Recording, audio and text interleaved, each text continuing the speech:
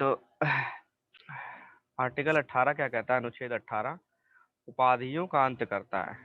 ठीक है, उपाधियों का अंत करता है और इस संबंध में 4 प्रावधान भी करता है। ये आर्टिकल 18 के अंदर ही प्रावधान है। ठीक है, देखो आर्टिकल 17 में क्या था कि अस्पृश्यता का अंत करता है और विधि बनाने के लिए बोलता है। ठीक है, कि विधि बनाओ इसके लिए। ठीक है ना, उसमें बाकी कुछ नहीं लिखा होगा कि कितना दंड मिलेगा, कितनी सजा होगी वो सब कुछ नहीं है, लेकिन विधि में लिख दिया गया कि भाई जो अस्पृश्यता का वो करेगा, जो छुआछूत को करेगा, उसके लिए 6 माह मतलब सजा भी है, और अगर पकड़ा गया और प्रूफ हो गया तो वो आगे इलेक्शन नहीं लड़ सकता विधानसभा और राज्य लोकसभा ये सबके। ठीक है, तो उसी तरह 5वें में 18वें आर्टिकल में क्या लिखा हुआ है? उपाधियों का अंत करता है और 4 प्रावधान और दे दिए गए। ये भी निषेध करता है, निषेध मतलब मना करता है कि राज्य सेना और विद्या संबंधी सम्मान के सेवाएं सिवाय और कोई उपाधि प्रदान नहीं करेगा। राज्य, कौन राज्य? कोई भी मतलब सरकार, केंद्र सरकार, राज्य सरकार है, उसके अंदर बना कोई भी संस्थान, सरकारी संस्थान, कोई भी अधिकारी जो भी है, वो कोई भी उपाधि नहीं प्रदान करेगा। किसके सिवा? सेना और विद्या संबंधी, मतलब विद्या संबंधी यानी कि doctorate, doctor Arjun Kumar, doctor ये, डॉक्टर वो। ठीक है, सेना, कर्नल, जर्नल, ये उपाधियां होती है ना, कर्नल, जर्नल। ठीक है, ये उपाधि होता है, कर्नल अर्जुन कुमार, कर्नल ये, जर्नल वो। ठीक है ना, तो ये उपाधियां होती है। तो सेना के लिए उपाधि देगा और विद्या संबंधी उपाधि देगा। ठीक है, प्रोफेसर हो गया, प्रोफेसर अरुण कुमार, तो इस तरह से उपाधि देगा। सिर्फ यही 2 लोग उपाधि दे सकते हैं, सेना के संबंधी या विद्या संबंधी, सम्मान के सिवाय और कोई उपाधि नहीं देगा। ठीक है, तो आप देखते हो कि जैसे पहले क्या उपाधि मिलती थी, जैसे कोई बड़ा आदमी बन जा, मतलब कोई बहुत अच्छा काम करता था, उसको अच्छी उपाधियां, मतलब कई उपाधियां मिलती थी, चौधरी, राय बहादुर, ये फलाना ढिमकाना, ये सब।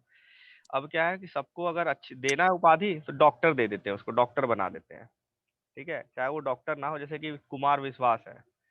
ठीक है, तो कुमार विश्वास क्या है? डॉक्टर कुमार विश्वास है। ठीक है, वो डॉक्टरेट हो गया, पीएचडी किया तो डॉक्टरेट हो गए, उसको हम्म। डॉक्टर उपाधि दे दी। ऐसा नहीं बोलते ना विद्यापति कुमार विश्वास, वो सब खत्म कर दिया, डॉक्टर, कर्नल, जनरल, यही उपाधियां दी जाती है। ठीक है इसके बाद ये भी निषेध करता है, मना करता है कि भारत का कोई नागरिक, ये ध्यान से पढ़ना, भारत का कोई नागरिक विदेशी राज्य से कोई उपाधि प्राप्त नहीं करेगा। मतलब विदेश से भी कोई उपाधि नहीं प्राप्त करेगा। विदेशी राज्य में भी सब कुछ वही सब आएगा जो हमारे राज्य के डेफिनेशन में आता है। तो विदेशी राज्य से भी कोई उपाधि प्राप्त नहीं करेगा। अगर मान लीजिए बाहर का कोई, जैसे पहले क्या होता था कि जैसे महात्मा गांधी ने कोई काम, अच्छा काम किया, तो उनको क्या मिलता था? मेडल दिया जाता था, क्वीन का वो दिया जाता था, उपाधि दी जाती थी क्वीन की तरफ से। ठीक है ना, तो वो भी उपाधि नहीं लेगा नागरिक। आपको भी अगर बाहर विदेश से कोई उपाधि मिल रही तो आप भी वो उपाधि नहीं लोगे। ठीक है, तीसरा क्या है? कोई विदेशी, जैसे गांधी लोग को मिला था ना, हाँ, गांधी, रविंद्रनाथ टैगोर टैगोर, गांधी को, हाँ, इनको टैगोर मिला को। था। तो उस तरह से ही कोई बाहर से उपाधि नहीं लेगा। ठीक है, फिर उसके बाद तीसरा क्या है? कोई विदेशी राज्य के अधीन लाभ या विश्वास के किसी पद को धारण करते हुए किसी विदेशी राज्य से कोई उपाधि राष्ट्रपति की सहमति के बिना स्वीकार नहीं करेगा। ठीक है, कोई विदेशी भी अगर है, जैसे हम तो बाहर से नहीं ले सकते, बाहर वाला भी हमारे यहाँ से तब तक नहीं लेगा अगर कोई राज्य के अधीन कोई, जैसे कोई राज्य है, ये राज्य के अधीन कोई भी पद धारण करते हुए अगर किसी विदेशी अ, कोई किसी विदेशी को उपाधि दे रहे हैं, तो हमें जो दे रहा है ना उपाधि, उसको पहले राष्ट्रपति से परमिशन लेनी पड़ेगी कि ये विदेशी नागरिक है, हम इसको ये उपाधि दे रहे हैं। ठीक है, हम्म। तो वो राष्ट्रपति की सहमति के बिना स्वीकार नहीं करेगा, कोई भी विदेशी स्वीकार नहीं करेगा। कोई विदेशी अ, अ, उपाधि राष्ट्रपति की सहमति के बिना स्वीकार नहीं करेगा। तो क्या लिखा हुआ तीसरे में? कोई विदेशी राज्य के अधीन लाभ या विश्वास के किसी किसी पद को धारण करते हुए, लाभ या विश्वास के, मतलब कोई प्रॉफिट का पोस्ट है या कोई विश्वास का पोस्ट है, उस पद को धारण करते हुए किसी विदेशी राज्य से कोई उपाधि राष्ट्रपति की सहमति के बिना स्वीकार नहीं करेगा। उसके बाद क्या है? राज्य के अधीन लाभ या विश्वास का पद धारण करने वाला कोई भी व्यक्ति किसी विदेशी राज्य से या उसके अधीन किसी रूप से कोई भेंट, उपलब्धि या पद, कोई भेंट, उपलब्धि या पद राष्ट्रपति की सहमति से, ये किसके लिए था? ये नागरिकों के लिए था कि नागरिक बाहर से नहीं ले सकता है। ये किसके है? राज्य के अधीन अगर कोई व्यक्ति है, जैसे कि अगर मान लीजिए कोई आईएएस है, आईपीएस है, ठीक है, या कोई काम करता है गवर्नमेंट ऑफिस में, गवर्नमेंट अधिकारी है कोई, जो राज्य हम्म, के अधीन कोई काम करता है, उसको अगर बाहर वाला कोई उपाधि दे रहा विदेशी, तभी लेगा अगर वो पहले परमिशन लेगा राष्ट्रपति की। ठीक है, अपने यहाँ से, हमारे यहाँ से राष्ट्रपति की सहमति लेगा कि हमें, मुझे इस देश से ये मिल रहा है, ले लूं। ये दोनों में थ्री और फोर में थोड़ा सा डिफरेंस नहीं समझ में आया। लग रहा है दोनों देखो, क्या अंतर है दोनों। ये तो बाहर वालों के लिए हो गया ना, कोई विदेशी लिख दिया है ना इसने तो। ये वाला देखो, ये तो है अपने इंडिया के लिए, ठीक है, ये भी इंडियंस हाँ के लिए है और ये भी इंडियंस हाँ। के लिए है। ठीक है, पहले में तो बिल्कुल मना कर दिया गया कि राज्य किसी को देगा नहीं, फिर हम्म, नागरिक बाहर से लेगा नहीं, और अगर हम्म, और अधिकारी कोई यहाँ का है, भारत का कोई अधिकारी है, राज्य के अधीन कोई पद पे बैठा हुआ अधिकारी है, कोई व्यक्ति है, वो बाहर से लेगा अगर, तो राष्ट्रपति की सहमति से लेगा। तो ये तीनों तो इंडियंस के लिए हो गए ना। यहाँ तो क्या है, हाँ। कोई विदेशी राष्ट्रपति की सहमति के बिना हमारे यहाँ से कोई नहीं लेगा। समझ रहे हो? हम्म, इसके बाद क्या है, उपरोक्त प्रावधानों में यह स्पष्ट किया गया है कि औपनिवेशिक राज्य के समय दिए जाने वाले, औपनिवेशिक राज्य के समय मतलब जब हमारा देश गुलाम था, औपनिवेशिक गुलाम था था। किसी का, ठीक है ना, तो औपनिवेशिक राज्य के समय दिए जाने वाले वंशानुगत पद, जैसे महाराजा, राजाधिराज, राय बहादुर, राज साहब, दीवान बहादुर आदि को अनुच्छेद 18 के तहत प्रतिबंधित किया गया, सब खत्म कर दिया गया, क्योंकि ये सब राज्य के समक्ष समानता के अधिकार के विरुद्ध थे। ये अधिकार 14 को खंडित करते थे, इसीलिए इन सबको खत्म कर दिया गया, क्योंकि कानून के आगे सब बराबर है, कोई राय बहादुर, कोई दीवान, कोई कुछ नहीं है। ठीक है, अगर वो पोस्ट पे है, आईपीएस आईएएस ये सब है, तो ये चलेगा। ठीक है, हम्म, तो वो सब खत्म कर दिया गया है, जो भी उस समय दिए जाते थे उपाधियां। तो 1996 में क्या हुआ, अब 10वें पे देखो क्या लिखा हुआ है। देखो, 10वें नंबर पे किसका नाम है? बालाजी राघवन बनाम भारत संघ, है ना, बालाजी राघवन बनाम भारत संघ, ये केस था। ठीक है, 1996 का केस है ये, बालाजी राघवन बनाम भारत संघ। ठीक है, अब वापस चलते हैं। ठीक है, तो 1996 में उच्चतम न्यायालय ने, किस केस में? बालाजी बनाम राज्य संघ में। उस केस में क्या कहा था, उच्चतम न्यायालय ने यानी सुप्रीम कोर्ट ने जिन उपाधियों की संवैधानिक वैधता को उचित ठहराया था, उनमें कौन कौन से, 1996 में क्या था, उच्चतम न्यायालय ने जिन उपलब्धियों की संवैधानिक वैधता को उचित ठहराया था, उनमें कौन से थे, कौन सी उपलब्धियां? पदम भूषण। ऐसे, क्योंकि हम्म, आर्टिकल 18 में कहा था कि हम नहीं करेंगे, नहीं दे, मतलब राज्य कोई उपलब्धि नहीं दे सकता, लेकिन फिर उसके बाद 1996 केस आया था बालाजी राघवन वाला, उसमें कहा था हम्म। पद्म विभूषण, पद्म भूषण, पद्म श्री, ये सब को उचित ठहराया कि नहीं, ये सब उचित है। न्यायालय ने क्या कह के उचित ठहराया कि, उपलब्धियों को संवैधानिक वैधता उचित ठहराया। हाँ, न्यायालय ने ये कहकर, न्यायालय ने कहा कि ये पुरस्कार उपाधि नहीं है, ये पुरस्कार उपाधि नहीं है तथा अनुच्छेद 18 में वर्णित प्रावधानों का उल्लंघन में नहीं करते, इस तरह ये समानता के सिद्धांत के प्रतिकूल नहीं है। ठीक है, ये जो भी हम्म, पुरस्कार है ये उपाधि नहीं है, ठीक है, कोई उपाधि नहीं है। हालांकि यह व्यवस्था भी की गई कि पुरस्कार पाने वालों के नाम के प्रत्यय या उपसर्ग न आगे न पीछे, इनका इस्तेमाल नहीं हम्म, होना चाहिए। ठीक है, अन्यथा उन्हें पुरस्कार को त्यागना होगा। वो कहीं भी जाते हैं तो ऐसा लिखेंगे, आप खुद नहीं लिखेंगे ना वो, पद्म श्री ये, पद्म श्री वो, या पद्म भूषण ये खुद नहीं लिखेंगे वो। हाँ, कोई उनको सम्मानित करना चाहता है अपने उसमें स्टेज पे बुला के, तो बोलता है कि हम बुलाते हैं पद्म श्री ये, ठीक है, नाम से, लेकिन वो खुद यूज नहीं कर सकता उसका। जैसे अपने राइटिंग पैड पे नहीं लिख, जैसे उसका कोई लेटर हेड है, ठीक है, उस पे नहीं लिख सकता नीचे साइन करके पद्म श्री, वो गलत है। बस इसको ये बोल कर कॉल कर बुला सकता है। हाँ, जैसे पद्म आपने अगर किसी को विभूषण को। बुलाया, आपने कोई बड़ा प्रोग्राम किया और आपने किसी अच्छे, मान लीजिए किसी ऐसे इंसान को बुलाया, जैसे मान लीजिए जावेद अख्तर है, उनको बुलाया और पद्म श्री, पद्म विभूषण है वो, मान मान लीजिए, ठीक है, तो उनको बुलाया, तो आप जब बुलाओगे, या फिर आपने जो बैनर लगवाया है उस पर आप लिख सकते हो। ठीक है, आपने लिख दिया कि हमारे जो चीफ गेस्ट हैं वो है पद्म भूषण ये, जावेद अख्तर जो भी है, ठीक है, और उन जब उनको बुलाओगे तो भी आप बोल सकते हो कि ये स्वागत करते हैं इनका, ये पद्म भूषण, ये फलाना ढिमकाना जो भी है, लेकिन वो खुद नहीं उसका यूज कर सकते उसका हर जगह, ठीक है।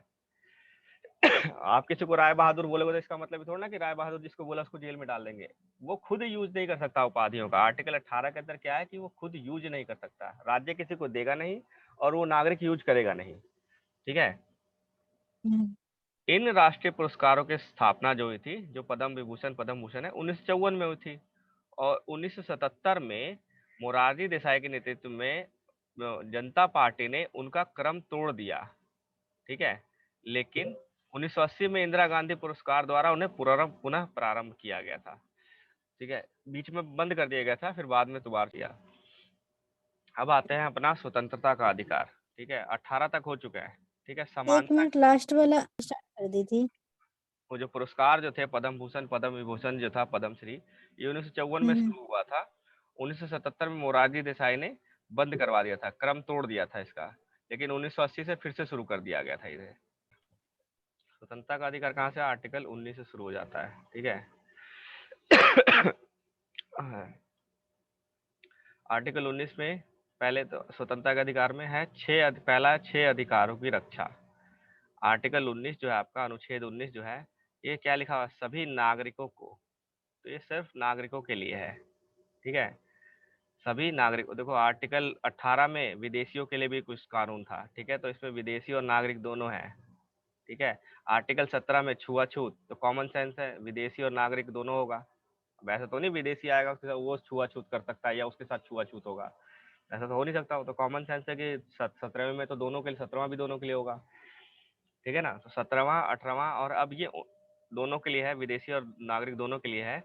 लेकिन 19वें में लिख दिया गया है कि सिर्फ नागरिकों को दे रहा है गारंटी। अनुच्छेद 19 सभी नागरिकों को 6 गारंटी देता है, यह है आर्टिकल 19, ठीक है। आर्टिकल 19 में क्या लिखा गया है, संविधान का आर्टिकल 19 है, स्वतंत्र अधिकार, स्वतंत्र अधिकार, तो ये सभी नागरिकों को है, ठीक है। आर्टिकल 19 सभी नागरिकों को है। आर्टिकल 19 एक, वाक स्वतंत्र आदि विषयक कुछ अधिकारों का संरक्षण, ठीक है। आदि कुछ विषयक अधिकारों का मतलब बोलने का अधिकार, आदि मतलब और बाकी उसमें और है, उन सबके कुछ अधिकारों का संरक्षण दिया जा रहा है इसमें सभी नागरिकों को। पहला, वाक स्वतंत्र और अभिव्यक्ति स्वतंत्रता, मतलब बोलने की स्वतंत्रता और अभिव्यक्ति की स्वतंत्रता। दूसरा, शांतिपूर्वक और निरायुध सम्मेलन करने की। तीसरा है संगम और संघ बनाने की। चौथा है भारत के राज्य क्षेत्र में सर्वत्र आबाद संचरण की, ठीक है, कहीं भी आने जाने की, डिटेल में पढ़ेंगे अभी। उसके बाद क्या है, भारत के राज्य क्षेत्र के किसी भाग में निवास करने और बस जाने की। फिर और क्या है, कोई वृत्ति उपजीविका व्यापार या कारोबार, मतलब कोई काम धंधा करने का अधिकार। ठीक है, तो ये सब अधिकार होगा, ये सब अधिकारों का संरक्षण देता है संविधान, आर्टिकल 19। तो देखते हैं कौन कौन से अधिकार हैं। यहाँ पे लिख दिया गया है, ये 6 हमने पढ़ लिए, ठीक है। अब इसमें यहाँ पे लिखा है संगम संघ, क्योंकि ये आर्टिकल मुझे लग रहा है ये संविधान पुराना वाला है, इसलिए इसमें ना संगम संघ के साथ साथ संगम या संघ लिखा हुआ है, इसके साथ एक और शब्द जुड़ा था जो इसमें लक्ष्मीकांत में लिख दिया गया है, संगम संघ और सहकारी समिति बनाने का अधिकार। तो सहकारी समितियां बाद में जुड़ी हैं, ठीक है, सहकारी समितियां ये बाद में जोड़ी गई हैं। कब जोड़ी गई है, वो 10 के ए में नीचे लिखा गया है। आप 10 ए में नीचे जाओगे तो आपको दिखाएगा वो, ये रहा 10 ए में, देखो सहकारी समितियों का प्रावधान 97वें संशोधन अधिनियम 2011 में किया गया था। तो 97वां संशोधन जो हुआ था 2011 में, अभी रिसेंटली मतलब कि, तो उसमें आर्टिकल 19 को संशोधित किया गया, आर्टिकल 19 को और जो संगम और संघ बनाने का है उसी में सहकारी समिति बनाने का भी प्रावधान डाल दिया गया, ठीक है, उसी में डाल दिया गया, ठीक है। तो ये हमने 6 अधिकार पढ़ लिए थे, इसमें सिर्फ एक अधिकार एक्स्ट्रा जुड़ा है बाद में 97वें संशोधन में। 97 संविधान का संशोधन हुआ था 97 टाइम पे 2011 में, तो ये जुड़ा था।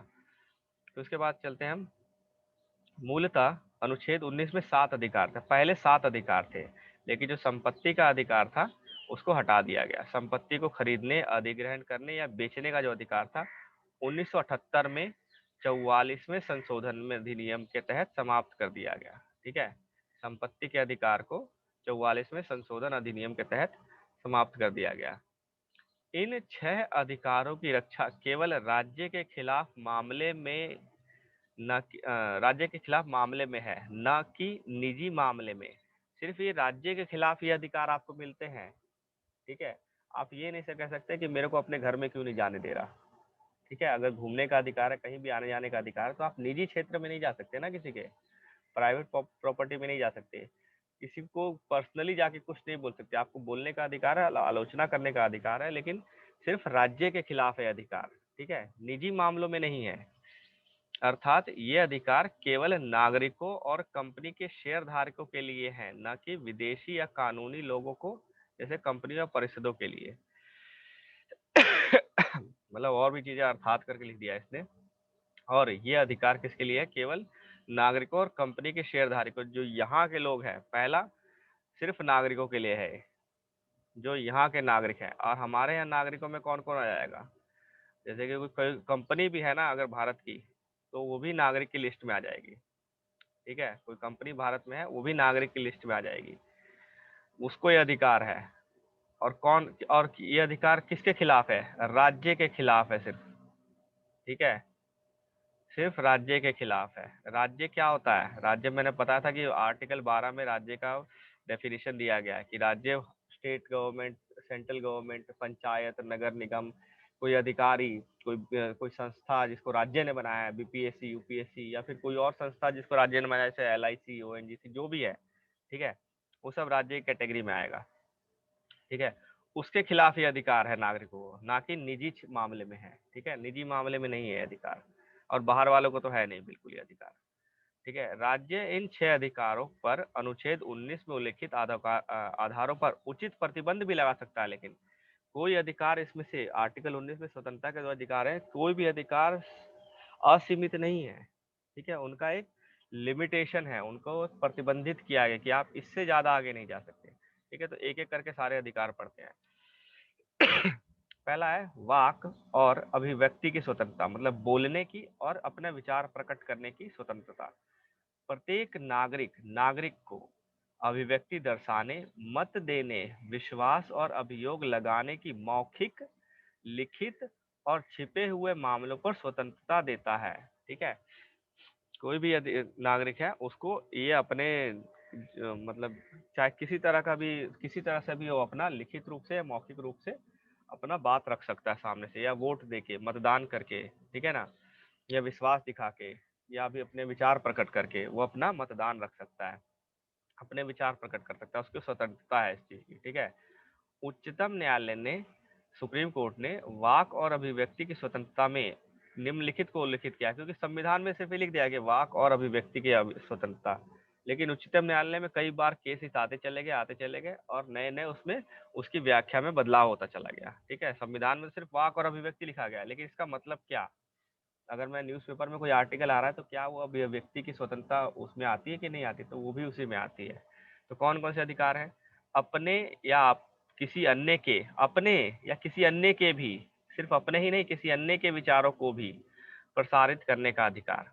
ठीक है, अपने ही नहीं, सिर्फ किसी और के विचार को भी आप अगर प्रसारित कर रहे हो, तो उसका भी अधिकार इसी स्वतंत्रता के अधिकार में आता है।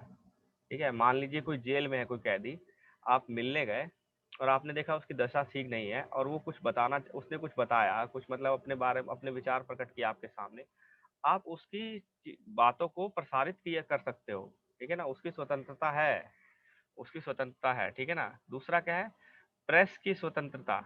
प्रेस मतलब जो न्यूज़पेपर छपता है, जो ये सब है, इसकी स्वतंत्रता, मतलब ये इनको पूरा स्वतंत्रता दी गई है। ये भी वाक और अभिव्यक्ति स्वतंत्रता के अधिकार के अंतर्गत ही आता है ये अधिकार। ठीक है, तो ये क्वेश्चन पूछे जाता है कि प्रेस की स्वतंत्रता का अधिकार आर्टिकल किस आर्टिकल में है और किस उसमें है? आर्टिकल 19 में है तो किस में है? तो आर्टिकल 19 के पहले में ही है, वाक और स्वतंत्रता में है। फिर व्यावसायिक विज्ञापन की, मैंने अगर कोई बिजनेस शुरू किया तो मैं विज्ञापन देना है, तो मेरी वो भी मेरी अभिव्यक्ति है। तो उसकी भी मेरे को स्वतंत्रता, चाहे मैं किसी तरह का व्यवसाय करूं। ठीक है, व्यवसाय का मतलब समझिए, आज मैं अगर मैं किसी भी तरह का व्यवसाय करूं, चाहे वो किसी चीज से भी रिलेटेड हो, तो मैं उसका विज्ञापन दे सकता हूँ। ठीक है, नैतिक सीमाओं के अंदर ही, लेकिन नैतिक सीमाओं के अंदर रह के मैं उसका विज्ञापन दे सकता हूँ। ठीक है। और उसके बाद क्या, फोन टैपिंग के विरुद्ध अधिकार। फोन टैपिंग के विरुद्ध है ये अधिकार, मतलब आपका कोई फोन टैप नहीं कर सकता। अगर टैप करेगा तो आप अपने किसी से अपना विचार प्रकट नहीं कर सकते ना, आपको लगेगा कोई मेरी बातों को सुन रहा है, मैं तो कोई मुझे सुन रहा है इस तरह से। ठीक है ना, तो वो अभिव्यक्ति में नहीं आएगा, फिर आप अभिव्यक्त नहीं कर पाओगे अपने आप को। तो ये जब आया था, जब राजीव गांधी ने एक कानून पास किया था फोन टैपिंग के लिए। ठीक है, उस समय एक कानून पास हुआ था फोन टैपिंग के लिए राजीव गांधी सरकार के समय में। सुप्रीम कोर्ट ने उस कानून को खारिज कर दिया था। वो कानून खारिज पास ही नहीं हुआ था एक्चुअली, वो कानून बन के प्रेसिडेंट के पास गया था, और प्रेसिडेंट ने उसको अपने पास रख लिया था, और कभी कानून आया ही नहीं।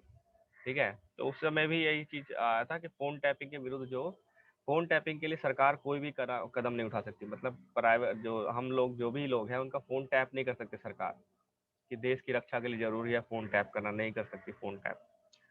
ठीक है, तो अगर करेगी तो हमारा, हम बोल नहीं सकते, हम बोलने की स्वतंत्रता खत्म हो गई ना इसमें। तो इसके बाद है प्रसारित करने का अधिकार, अर्थात सरकार का इलेक्ट्रॉनिक मीडिया पर एकाधिकार नहीं है। मतलब सिर्फ सरकार ही इलेक्ट्रॉनिक मीडिया पर प्रसारण नहीं कर सकती, कोई भी प्रसारण कर सकता है, न्यूज चैनल खुल सकते हैं, कोई और भी प्रसारण कर सकता है। तो इलेक्ट्रॉनिक मीडिया का कोई एकाधिकार नहीं है। ठीक है ना, सरकार का इलेक्ट्रॉनिक मीडिया पर कोई एकाधिकार नहीं है। उसके बाद है किसी राजनीतिक दल या संगठन द्वारा आयोजित बंद के खिलाफ अधिकार। आयोजित बंद है, उसके खिलाफ अधिकार आपको दिया गया है। ठीक है, किसी संगठन ने बंद का आयोजन किया, उसके खिलाफ अधिकार दिया गया। सरकारी गतिविधियों की जानकारी का अधिकार। ठीक है, सरकार में जो भी गतिविधियां चल रही हैं उसकी आपको जानकारी नहीं होगी। इसका मतलब, इस कॉन्सेप्ट का मतलब क्या है, कि आप बोलोगे जब ना, जब आपको कुछ पता होगा। ठीक है, आप अपने विचार जब अच्छे से अभिव्यक्त कर सकते हो, जब आपके पास नॉलेज होगी। ठीक है, सरकार की तब आलोचना आप अच्छे से कर सकते हो जब सरकारी गतिविधियों की आपके पास नॉलेज होगी।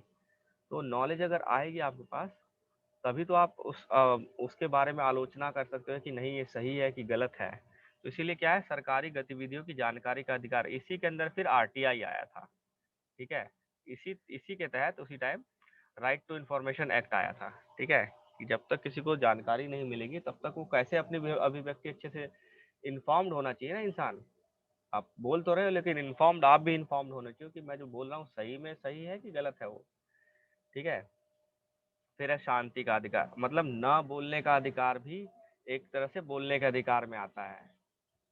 न बोलकर अपने विचार प्रकट करना, जी नहीं मैं आपसे नाखुश हूं, मैं नहीं बोलूंगा कुछ इस पे। ठीक है, शांति, मौन, ये इसलिए कि मैं आपसे खुश नहीं हूँ, इसलिए मैं कुछ बोलना ही नहीं चाहता, आपको आप सुनने लायक नहीं हो, इसलिए मैं कुछ नहीं बोल रहा। और ये ना, मेरा ना है ना, उसी में आता है मेरा शांति, मतलब कि मैं ना कुछ नहीं बोलूंगा, मेरी तरफ से ना है। मेरा मौन मतलब मेरी खामोशी मेरी ना है। ऐसा नहीं होता कि आपकी खामोशी में या आपकी हाँ, वो वाला नहीं, खामोशी में ना वाला है ये।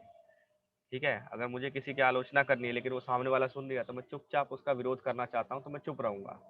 वो कुछ भी बोलेगा मैं चुप, वो कुछ भी कह रहा मैं चुप। तो वो भी एक तरह से विरोध प्रकट करने का अधिकार है। मतलब विरोध प्रकट करने का तरीका होता है। मान लीजिए घर में किसी के झगड़ा उगड़ा होता है, तो क्या करते हैं, एक पर्सन अगर बोल रहा है, दूसरा पर्सन समझा रहा नहीं समझ रहा, तो जो समझा रहा हो क्या करेगा, थोड़ी देर में चुप रहेगा, और सामने वाला बोलता रहेगा बोलता रहेगा बोलता रहेगा, ये विरोध प्रकट कर रहा है चुप होकर, अपना चुप है। तो भी इस शांति के अधिकार उसी को कहा जाता है। ठीक है, उसके बाद क्या है, किसी अखबार पर पूर्व प्रतिबंध के विरुद्ध अधिकार।